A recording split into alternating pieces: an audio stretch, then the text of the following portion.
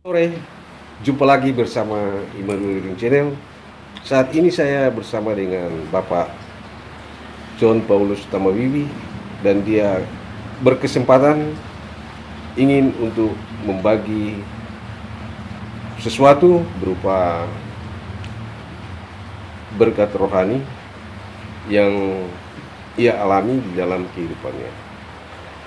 Namun sebelumnya itu, jangan lupa like, komen, subscribe, dan nyalakan notifikasi loncengnya. Oke, dengan tidak berlama-lama, saya berikan kesempatan kepada Bapak John Paulus Tamawiwi. Saya persilakan. Puji Tuhan, salam Bapak Ibu Saudara-saudara yang diberkati oleh Tuhan. Selamat berjumpa lagi dengan saya adalah pribadi John Paulus Tamawiwi. Saya rindu membagikan kebenaran firman Tuhan lewat sesuatu yang saya alami, di mana Tuhan ubahkan kehidupan saya sehingga saya mengalami pertobatan yang begitu luar biasa yang Tuhan kerjakan.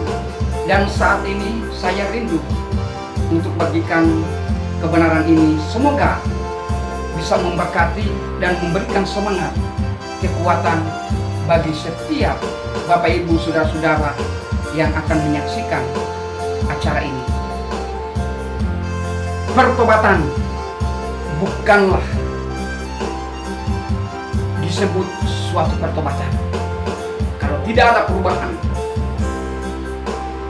Mengapa di dalam kehidupan orang percaya tidak pernah mengalami dan merasakan suatu pemulihan serta lawatan Tuhan? Jawaban yang sangat singkat.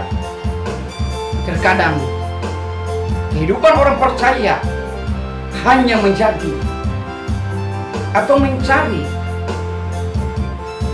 hal yang kelihatan bukan tidak kelihatan, seperti berkat, kesembuhan, dan lain sebagainya. Dan seringkali juga orang percaya hanya menilai kejatuhan orang lain daripada pertobatan itu. Memang semua kita manusia membutuhkan harta dan kesembuhan.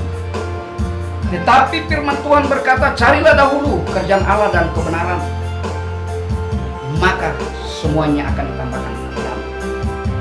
Maksud perkataan ini adalah, jika kita ingin melihat dan merasakan suatu pemulihan dan perubahan atau pertobatan di dalam hidup kita, mari kita membuka hati kita kepada Tuhan dan hadirkanlah Tuhan di dalam hidup kita. Jadikanlah Tuhan selalu untuk berdaulat di dalam setiap kehidupan. Statement dari seorang yang bernama Rasul Paulus sangat mengangkat kita dan membangun iman kita di dalam keterpurukan dan sudah lemah ketika kita diperhadapkan dengan begitu banyak pergumulan dan penderitaan. Kesaksian yang dialami oleh seorang yang bernama Rasul Paulus bukanlah hal yang biasa-biasa saja, tetapi ini adalah sesuatu yang membuat semua manusia harus mengerti tentang panggilan Tuhan yang terjadi di dalam kehidupannya. Mungkin kita semua sudah mengerti tentang latar belakang dari seorang yang bernama Rasul Paulus. Dia adalah seorang pembunuh dan pekerjaannya suka menganiaya jemaat Tuhan dengan kekerasannya yang dia lakukan.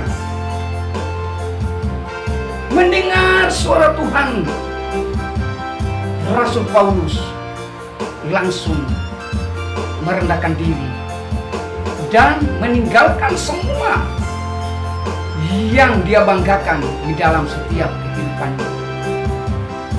Kemudian Rasul Paulus menyerahkan hidupnya sepenuh hati dan menerima Tuhan secara pribadi lewat baptisan pertobatan. Kisah Rasul 9 ayat 1 sampai dengan 19 menceritakan tentang pertobatan Rasul Paulus.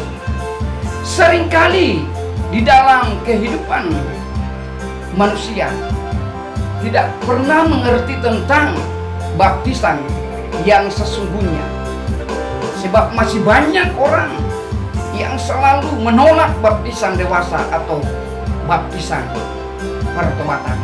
Kisah Rasul 2 ayat 38. Mereka hanya mengikuti ajaran atau perintah manusia, bukan perintah Tuhan. Matius 12 ayat 36 sampai dengan 37. Sehingga yang terjadi adalah penolakan dan kata-kata hujat atau cemooh. Jika semuanya ini selalu ada di dalam kehidupan orang percaya, sudah tentu mereka tidak mau menerima Tuhan secara pribadi dan bertobat. Tetapi yang terjadi adalah kebencian dan kemunafikan. Berbicara suatu pertobatan itu adalah keputusan saudara. Tetapi yang menjadi tugas yang Tuhan percayakan bagi kita sebagai hamba-hamba Tuhan, kami harus terus memberitakan pertobatan itu sampai Tuhan datang yang kedua kalinya untuk menghakimi setiap kehidupan manusia sesuai dengan perbuatannya masing-masing. Sebab padi sudah menguning, siap untuk dituai, tetapi pekerja-pekerja hanya sedikit. Saya adalah pribadi John Paulus Tamawiwi, rindu membagikan suatu kesaksian ini karena begitu banyak orang masih belum mengalami dan merasakan jamahan Roh Kudus. Mereka mencari dan merindukan semuanya itu dengan berbagai macam upaya dan usaha yang akan dilakukan agar dapat memiliki semuanya itu. Tetapi mereka tidak mendapatinya.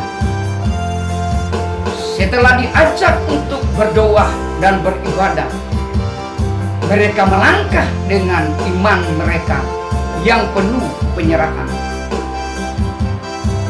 Di dalam suatu persekutuan, ada seorang yang menjadi pembawa suasana surga lewat pujian penyembahan, agar di dalam pujian dan penyembahan di sana Tuhan hadir dan menjamah melawat setiap orang-orang yang hadir pada saat itu.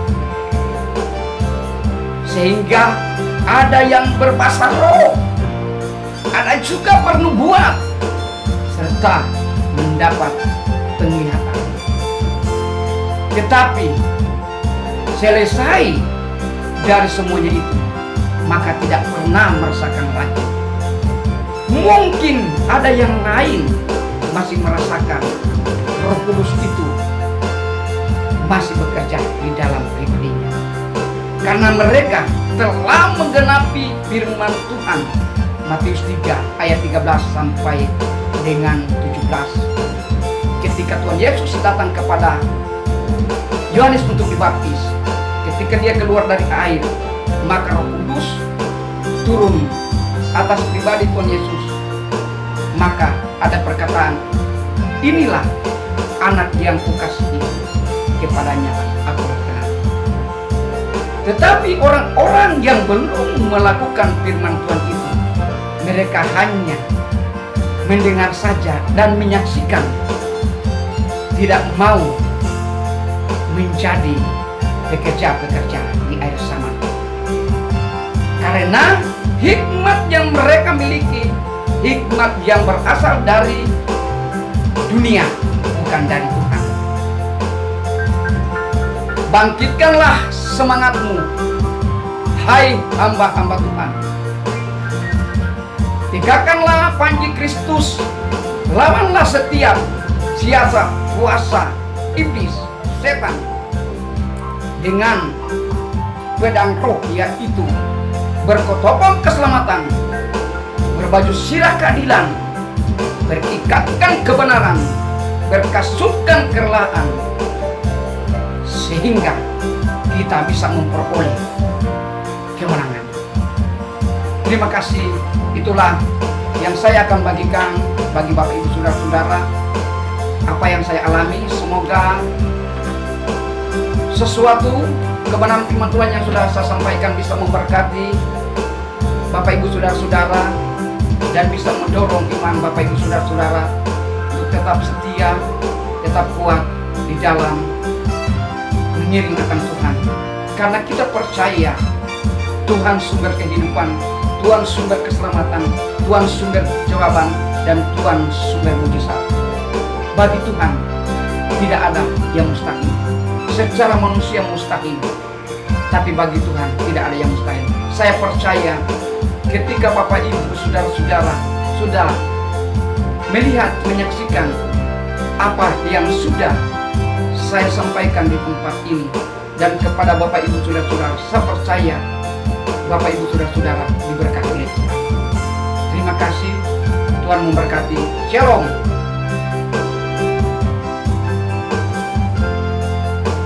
Akhirnya, jangan lupa like, share, komen, subscribe, dan nyalakan lonceng.